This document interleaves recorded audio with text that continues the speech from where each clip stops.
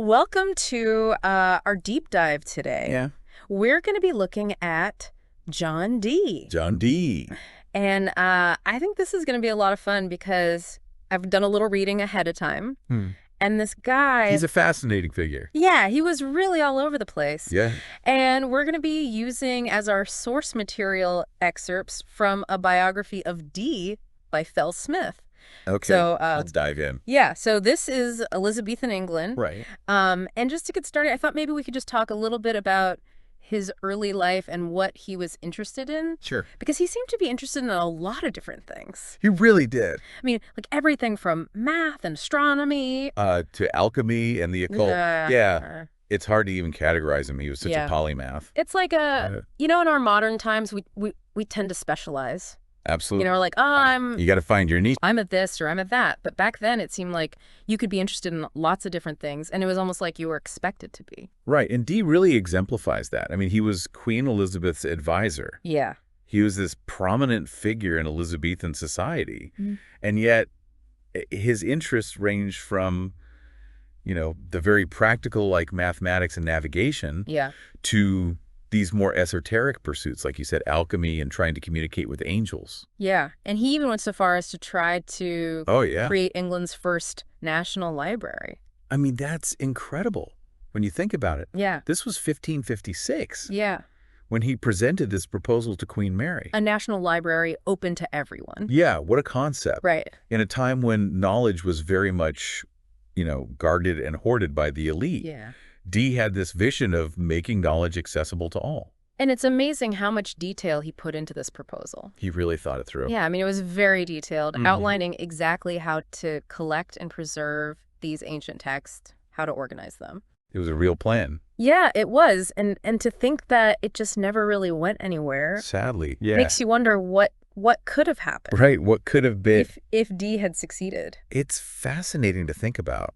It is, because I think he was, in many ways, ahead of his time. Absolutely. I mean, this idea. A national library open to all. Yeah, it's like a modern concept almost. Right, and his vision was so grand.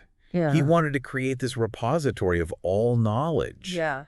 To preserve it for posterity. Yeah, and he truly believed that knowledge was power and that it should be shared. And that's reflected in his own personal life as well. Oh, yeah. I mean, even though the National Library never came to fruition, right, Dee amassed this incredible personal collection of books and manuscripts. Yeah, he was constantly traveling, acquiring rare texts. Always seeking to expand his own knowledge. Yeah, and sometimes that drive to learn led him into some interesting encounters. Oh, tell me about it. There's this great anecdote about his interaction with John Philpot. Oh, yeah, I read that. The Protestant reformer who was in prison at the time. Right. And Dee, ever the scholar, attempts to debate theology with Philpot. Right, and Philpot's just like, yeah, you're a little...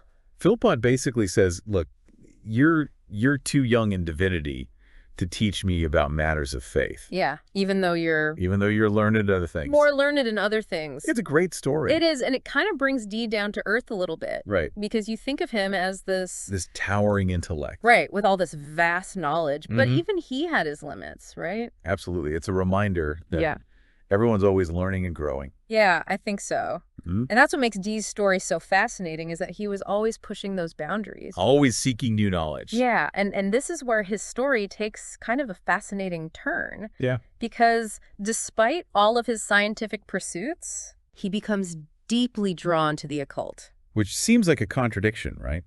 It does at first. This man of science. Right. Delving into the world of magic and the supernatural. Yeah, and it's almost like he was trying to reconcile these two seemingly opposite realms. On one hand, he's a scholar. A man of reason and logic. Right, but he's also convinced that there are hidden truths. Hidden knowledge. Yeah, that can only be accessed through supernatural means. Right. And he even writes about how optical illusions can be mistaken for supernatural events. It's like he's aware of the potential for misinterpretation, for seeing what you want to see. Right. But he still believes that there's something more out there. Yeah, he's not discounting the possibility that there's more than meets the eye. And this belief leads him down a very interesting path. It does. The path that leads him to Edward Kelly. Ah, Edward Kelly. Now this is where things start to get really interesting. Oh, yeah. Kelly's a character. He is. Straight out of, a fantastical tale. Yeah, and he kind of appears in Dee's life. He does. Almost out of nowhere. Under this alias Talbot. Yeah. Claiming to be able to scry. Yeah. Which is basically to see visions in crystals and other objects. Right. It's like something out of a movie. It is. And the thing about Kelly is that his past is so shrouded in mystery. It is shrouded in mystery. And rumors. There are all these accusations and intrigue surrounding him. Yeah, like just to give you an example. Okay. He was an apothecary's apprentice. Okay. Possibly studied at Oxford. Right. Was punished for forgery or coining. Forgery or coining, wow. Even accused of grave robbing. That's a lot. Yeah. And some believe he was even a fugitive in Wales before appearing on Dee's doorstep. It's quite an entrance. It is. It's like... You couldn't make this stuff up. No, you couldn't. And so it makes you wonder, what were his true motivations? Right. Was he genuinely drawn to Dee's work? Yeah. Or was he just trying to exploit Dee's knowledge? His connections. Yeah, for personal gain. It's a great question. It is. And it's something that we're going to have to... Keep in mind. Yeah, keep in mind as we go forward. Absolutely, because it really informs... Yeah. Their relationship and their work together. Yeah, because you've got Dee, who's, this brilliant scholar. Yeah, who's already predisposed to believing in the supernatural. Right. He's open to these possibilities. Yeah, and then you've got Kelly, who appears. Yeah, who comes in. With all this mystery and intrigue. And charisma, right? And claims to have these extraordinary abilities. Yeah, and so it's kind of like... a recipe for something interesting. Yeah, and whether that's good or bad... We'll see. Remains to be seen. Right. But what we do know is that Kelly becomes Dee's primary partner. Right. In his occult experiments. Yeah, they embark on this grand adventure together. And they document all of this. Oh, yeah. In this massive work called the Book of Mysteries. Which is just an incredible document. Yeah. I mean, have you had a chance to look through that at all? I have. I've skimmed through some of it. Yeah. It's really fascinating. I do. Because Dee is so meticulous. Yeah. In his record keeping. And they're not just, Right. It's not just like little notes here and there. Dear Diary, I talked to an angel today. Right. It's like... No, it's detailed. Yeah. Descriptions of the spirits, their messages. Yeah. It's like he's trying to decipher... a hidden code. Yeah, like some kind of... a cosmic puzzle. Yeah. That he's trying to piece together. And it's clear that Dee took these angelic communications very seriously. Oh, absolutely. I mean, this wasn't just some kind of...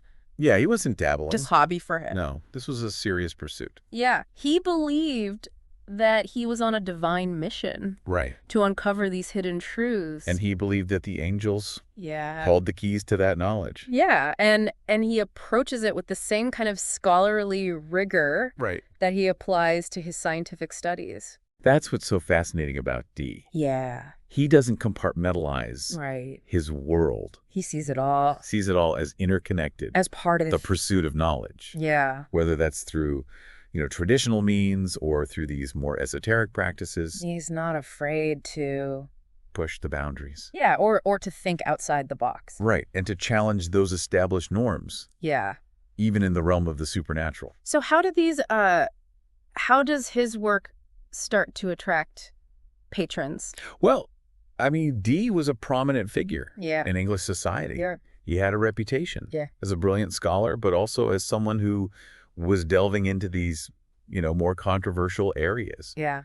And that attracted attention, both positive and negative. Yeah. I mean, some people were intrigued by his work. Right. Others were perhaps a bit wary. Yeah. I mean, you can imagine. No, absolutely. There were probably some people who thought he was a heretic? Yeah. Or a sorcerer? Yeah. But Dee was undeterred. Yeah. And he had some powerful patrons. He did. And one of the most significant was Albert Lasky. Albert Lasky. A Polish prince. Yeah, he seemed to be quite taken. Oh, he was impressed. With Dee. By Dee's knowledge. Yeah. By his library. And his claims of communicating with angels. Right. I mean, and Lasky was a powerful figure himself. Oh, absolutely. And he was drawn to Dee's esoteric knowledge. It's almost like he was seeking guidance. Yeah, or some kind of insight into his own life and his own future. And there's this amazing account of Lasky's visit to Dee at his home in Mortlake. Yeah. I mean, talk about a grand entrance. Yeah, he arrives by royal barge. With Queen Elizabeth's own men and trumpeters. It's like he was making a statement. Absolutely. Right. This is someone important. Yeah. Someone to be reckoned with. Yeah, and it seems like this visit was a turning point in Dee's life. It was a pivotal moment. Yeah, because Lasky, impressed by Dee, offers him financial support and encourages him to leave England. Yeah. It's an interesting proposition, right? It is. Because Dee's a prominent figure in England. He's close to the Queen. Yeah. He has this established life. Right. But then he gets this offer of patronage. Yeah. And perhaps more freedom. To pursue his occult work. Right. Without scrutiny. And that's a tempting offer for someone like Dee. It is. Who's always pushing those boundaries. Yeah, he's always seeking new knowledge and new experiences. Right. And so he decides to leave it all behind. Right. And embark on this European adventure. Yeah.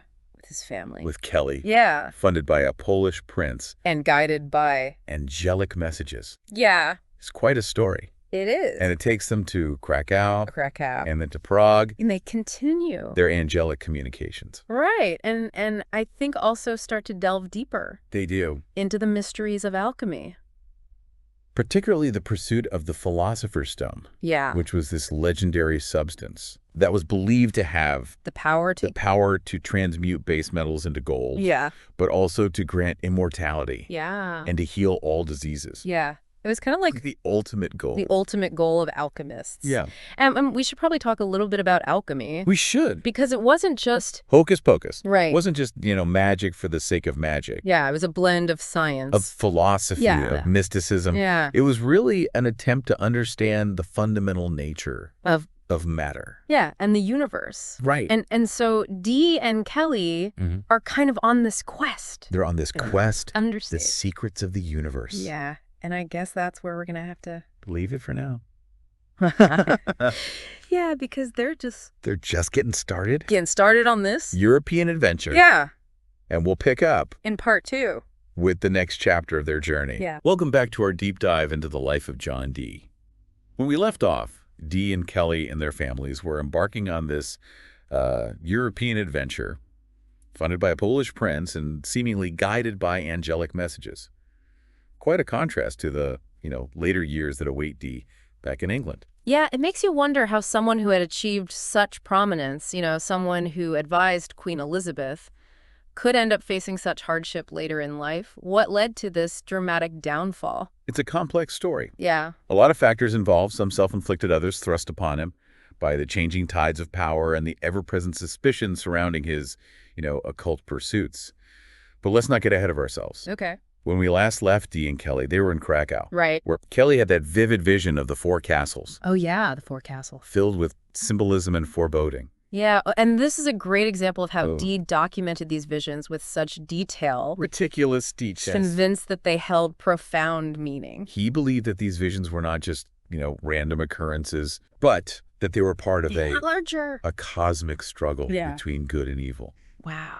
A battle playing out on a grand scale. And he saw his own life as part of that struggle. As intertwined with these forces. Exactly. And the 4 castles vision is particularly striking. Yeah. Because it's so rich in symbolism. Yeah. Can you elaborate on that a little bit? Sure. Dee describes these castles in detail. Their layout, the colors of the banners, the specific names of God inscribed upon them.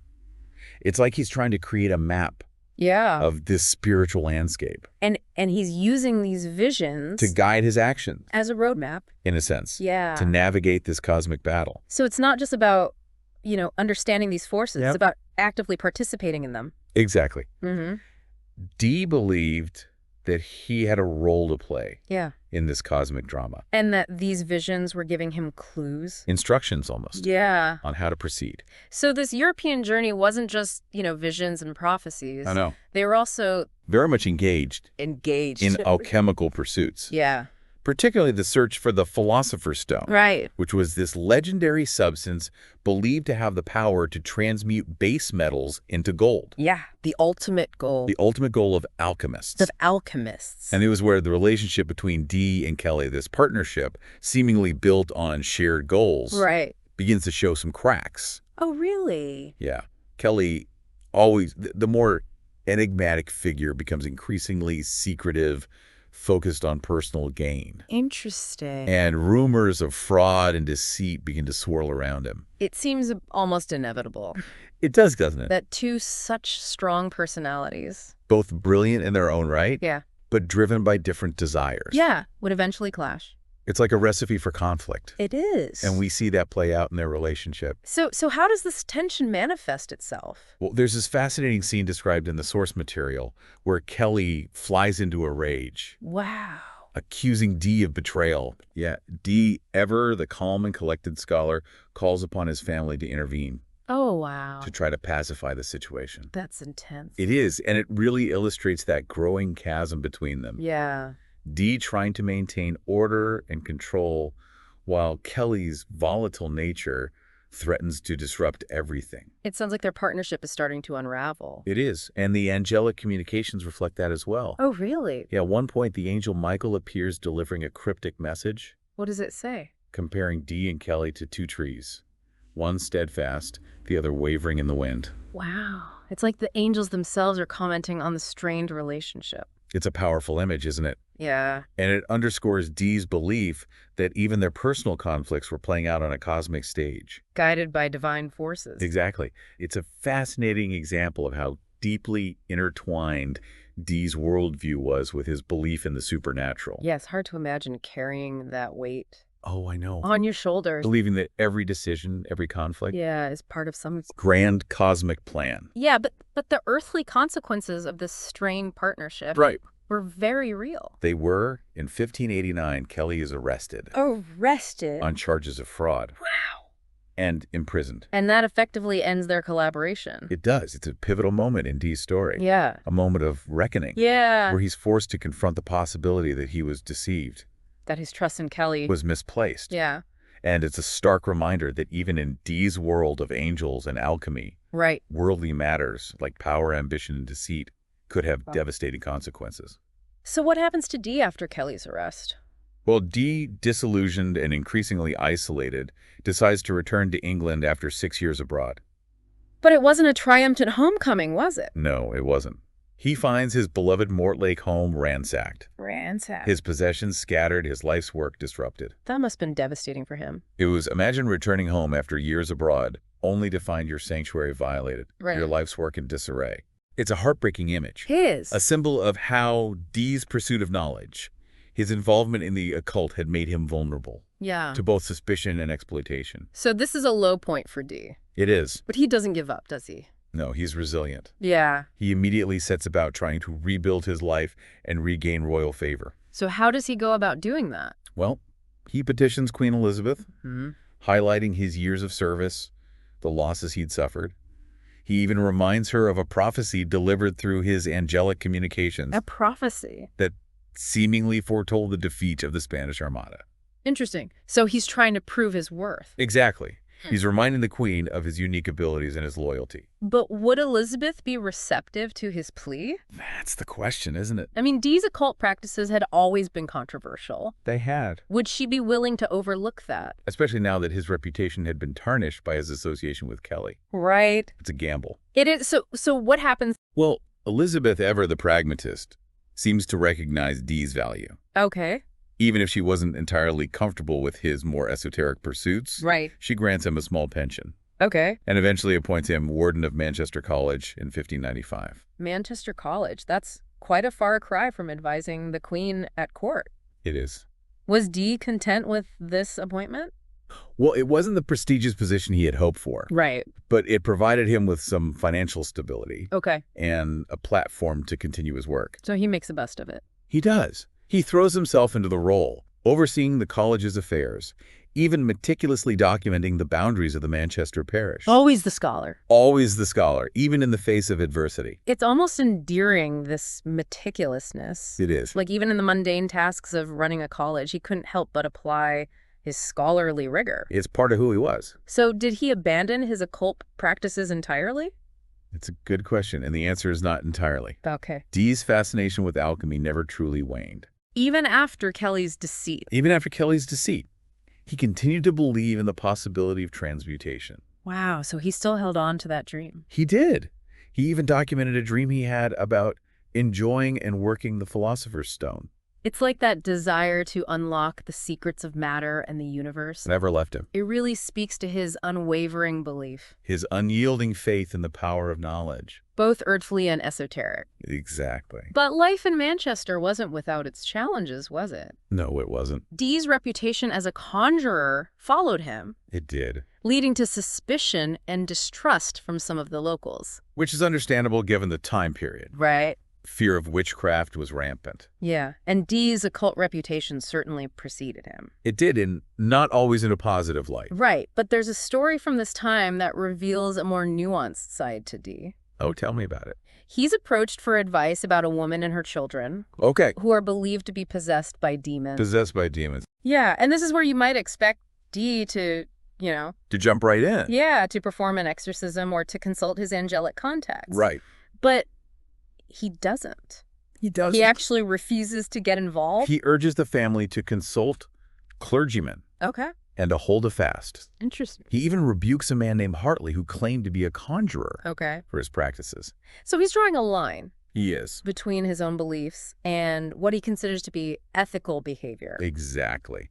It suggests that despite his own interest in the occult, Dee had a strong moral compass Yeah, and wasn't willing to exploit people's fears or superstitions. that's a really important point It is. because it challenges our perception of Dee as someone so consumed by the occult Right. that he might overlook the human element. It adds another layer to his already complex character. He was a man of contradictions, wasn't he? He was a brilliant scholar who embraced esoteric knowledge, a devout Christian who delved into the occult, a man who sought royal favor, yet ultimately found himself marginalized. His life was a constant push and pull between these seemingly opposing forces. And as he aged, those forces began to take their toll.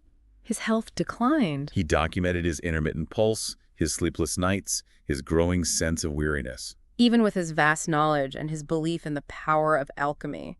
It seems he couldn't escape the natural course of life. And then in 1603, Queen Elizabeth, one of his few remaining protectors, passes away. A significant loss for Dee. It was. The new King James I ascends the throne. And James was a very different kind of ruler. He was. Not like Elizabeth. James had a deep-seated fear of witchcraft and the occult. Oh. And this shift in power cast a long shadow over England. Especially for someone like Dee, Especially for someone like Dee. who had already faced accusations of conjuring. Exactly. It was a dangerous time to be associated with anything, even remotely occult. So how did Dee navigate this new, more hostile environment? Well, he knew he had to act. Yeah. And in a bold, perhaps desperate move, he petitions the new king, Petitions the king. demanding a trial to clear his name A trial. of the horrible and damnable slander that he was a conjurer. Wow, it's a powerful statement.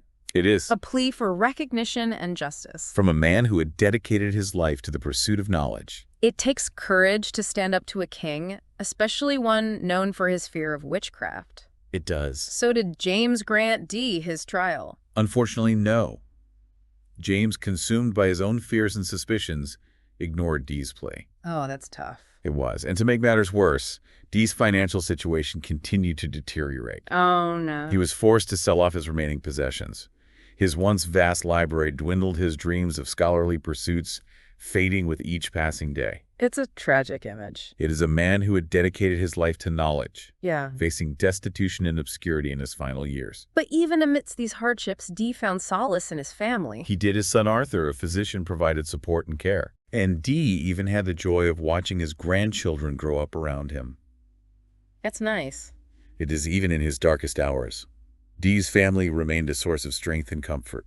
And he never stopped being a scholar. No. He even drew horoscopes for his grandchildren. Horoscopes. A touching gesture that suggests a glimmer of hope Yeah. and a continuation of his legacy. Even if it wasn't the grand scholarly legacy he had envisioned. Exactly. So even amidst the pursuit of knowledge, the pursuit of power, the pursuit of the unknown, Those simple bonds of family can offer a sense of grounding and purpose.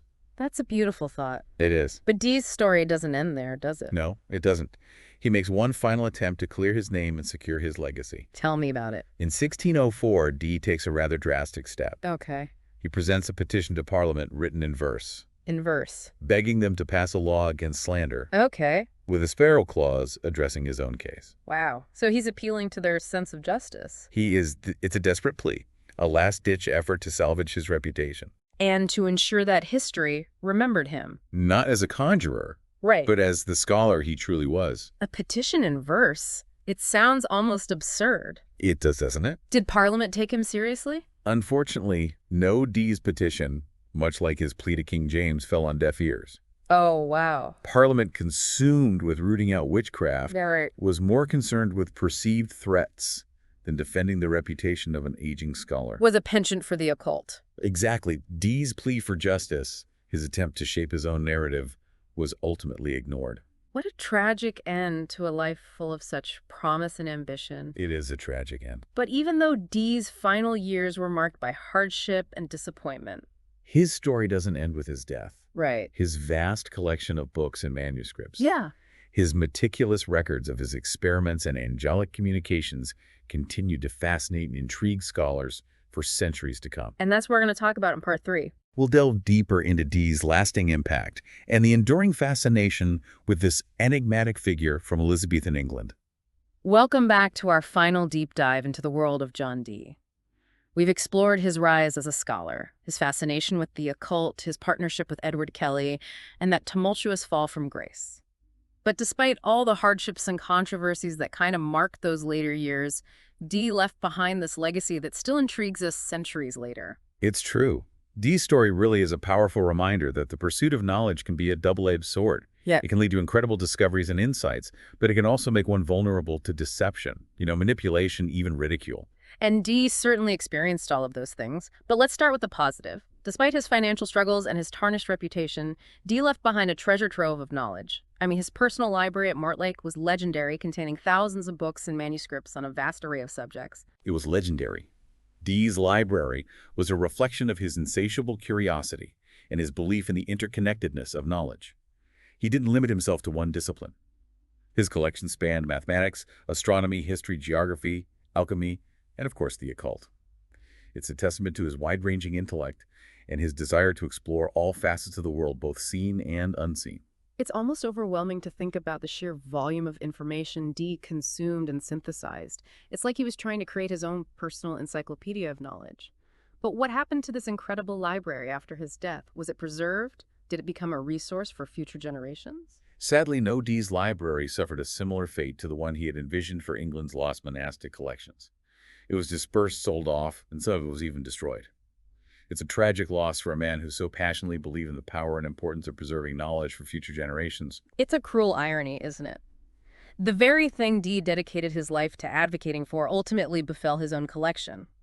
But thankfully, some of his writings and manuscripts did survive, including that meticulously detailed Book of Mysteries. What can we learn from these records? Dee's Book of Mysteries is an invaluable resource for anyone who is interested in understanding his occult practices and his worldview. It's not just a collection of spells or rituals, it's a record of his conversations with angels, his attempts to understand that spiritual realm, his quest to uncover hidden knowledge through supernatural means.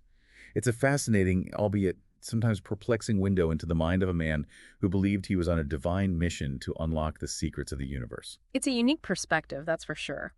But how did Dee's contemporaries view his occult work? Was he seen as a dangerous heretic or a misunderstood visionary? Dee's occult reputation was a double-edged sword. It brought him into the circles of power, attracting patrons like Albert Liasky and even gaining the attention of Queen Elizabeth. But it also made him vulnerable to accusations of sorcery and heresy, ultimately contributing to his downfall. And this duality continues to shape how we view Dee today. He's a figure who inspires both admiration for his intellect and curiosity, and caution for his willingness to delve into the forbidden. Dee's story serves as a cautionary tale about the pursuit of knowledge and the potential for self-deception. But it's also a reminder that the boundaries between science and magic were far more fluid in Dee's time. Alchemy, astrology, and other occult practices were viewed as legitimate areas of inquiry. And Dee, with his relentless pursuit of knowledge, simply pushed those boundaries further than most. And it's as if he was trying to bridge the gap between the rational and the mystical, the scientific and the spiritual. A truly ambitious, if not always successful endeavor. But let's not forget that Dee's legacy extends beyond his occult pursuits. He made significant contributions to the fields of mathematics, navigation, and cartography.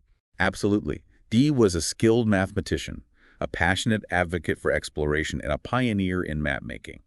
His work in these fields was groundbreaking. He even coined the term British Empire, reflecting his belief in England's maritime destiny. It's a reminder that Dee wasn't simply a dreamer lost in a world of angels and alchemy. He was a practical scholar who applied his knowledge to real-world problems. So after all this, what can we say about Dee's enduring legacy? John Dee remains a figure of fascination and debate. He was a man ahead of his time, a polymath whose insatiable curiosity led him to explore both the scientific and the supernatural. He was a flawed individual, prone to self-deception, and perhaps a bit too trusting of those who sought to exploit him. But he was also a brilliant mind, a dedicated scholar and a visionary whose impact on the intellectual landscape of Elizabethan England is undeniable. His story continues to challenge us to consider the nature of knowledge, the limits of belief, and the allure of the unknown. It's a reminder that the pursuit of truth can be a winding path full of both dazzling discoveries and perilous pitfalls. Dee's life in many ways reflects the broader intellectual ferment of the Renaissance, a time of rediscovery, innovation, and a questioning of traditional boundaries. And while Dee's quest for ultimate knowledge may have eluded him, his insatiable curiosity, his meticulous documentation, and his unwavering belief in the power of human intellect continue to inspire us to delve deeper, to question our assumptions, and to embrace the wonder and mystery of the world around us. So as we conclude this deep dive, I'm left with a sense of awe and a renewed appreciation for the complexities of John Dee. He was a man of contradictions, a figure both brilliant and tragic. His story continues to resonate with us today. What stands out most to you? What strikes me is Dee's unwavering belief in the power of human potential. His conviction that we are capable of understanding even the most profound mysteries of the universe, whether through scientific inquiry or spiritual exploration. And that's a powerful message, isn't it? That even in the face of setbacks and disappointments, we should never lose sight of our capacity for wonder and discovery. For those of you who want to delve deeper into Dee's world, I encourage you to explore his actual writings, dive into the Book of Mysteries, explore the practice of scrying, or delve into the history of alchemy. There's a whole world of fascinating material out there waiting to be discovered. As Dee himself believed, more things are hidden than revealed. The pursuit of knowledge is a journey without end. And John Dee, with his relentless curiosity and unwavering belief in the power of the human mind, serves as a compelling guide, even if his path was often shrouded in shadow. Thank you for joining us on this deep dive into the life and legacy of John Dee. Until next time, keep exploring, keep questioning, and keep seeking the hidden wonders of the world.